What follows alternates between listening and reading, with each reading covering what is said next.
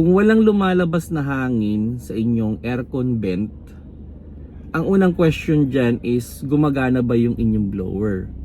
So madidetermine ninyo na gumagana yan pag tinataas ninyo yung level ng blower, may narinig ba kayong mabilis na spin? Kung wala, posibleng aircon blower yung problema. Pero kung may mabilis naman na tunog ng spin ng aircon blower, so baka clog lang yung inyong aircon system. So isa dyan is pwedeng may nahigop siyang papel or plastic, kaya hindi siya makahigop ng hangin na ibublow.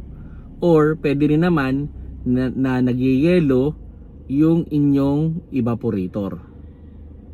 Hello mga paps, I'm Kuya Shane at naka-receive tayo ng isang senaryo na wala daw lumalabas na hangin sa kanyang aircon vent.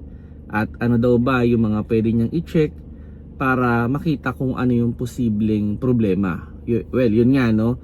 Kung may narinig ba kayo na lumalakas na blower pag ini-increase ninyo yung level. Kasi kung meron, ibig sabihin okay yung aircon blower natin. So dito tayo papasok sa pag-check no kung kumusta ba yung mga component. Like yun, for example, pwedeng clog yung inyong aircon vent no o yung intake ng inyong aircon vent. So isa diyan is pwedeng may nahigop yan na plastic or papel kaya hindi siya makahigop ng hangin na ibublow niya. So i-check natin 'yon. Then check na rin natin yung ating aircon filter. Baka naman sobrang dumi na. Kaya naman hindi na siya makahigop no. So yun, isa rin yan. So it's either cleaning or replace.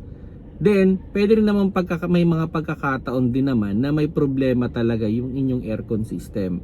Like, for example, nagyayelo yung inyong evaporator. So, pag nagyelo kasi yan, so makaklag na. So, kahit anong lakas ng blow, wala. Hindi na makapenetrate yung hangin. So, isa sa way to determine kung nagyayelo nga yan, is pag pumunta kayo dun sa inyong engine bay at check ninyo yung tubo ng aircon, namumuti siya o nagyayelo. So yun na yun. So pag ganun ang senaryo, kailangan nyong ipacheck yan sa isang aircon shop. Pwedeng subject for cleaning or may leak yan. So kailangan ipaayos no. So pwedeng nagli-leak yung freon kaya nagkakaroon ng problema. Or meron ding ano yan may device din dyan na pwedeng palitan na kaya naman pala nagkakaroon ng problema sa aircon or nagyayelo. Kung nagustuhan nyo yung video, paki-like na lang mga paps.